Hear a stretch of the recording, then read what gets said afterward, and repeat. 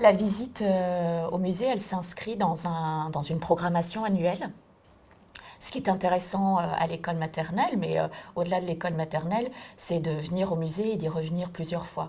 En fait, une visite de temps en temps tout au long d'une scolarité ne changera pas grand-chose. Par contre, un travail entre la classe et le musée, aller découvrir une œuvre, aller voir les entours du musée, le jardin, progressivement, ça va familiariser l'enfant avec cet espace-là qui n'est pas, pour certains enfants, un espace habituel, un espace du quotidien. Alors pour les élèves, il y a plusieurs avantages, je dirais. D'abord celui de sortir de l'école, c'est toujours quelque chose qui marque et qui marque un souvenir de l'école.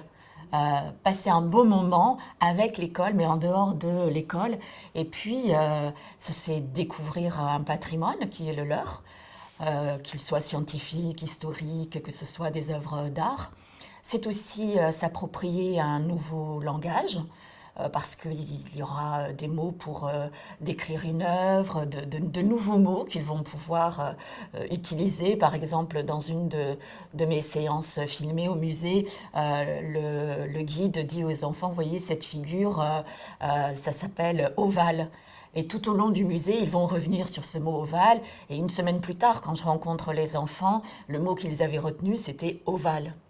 Voilà, donc ils peuvent réinvestir comme ça. La deuxième chose, pour moi, elle est à la fois aussi culturelle et presque engagée ou sociale ou politique.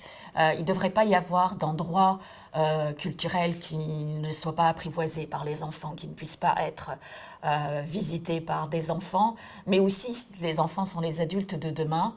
Et on sait très bien que les musées, c'est pas le lieu où on y va quand il pleut, ou alors on y va parce qu'on y a été habitué dès l'enfance. Et tous les parents n'habituent pas les enfants à ce lieu-là.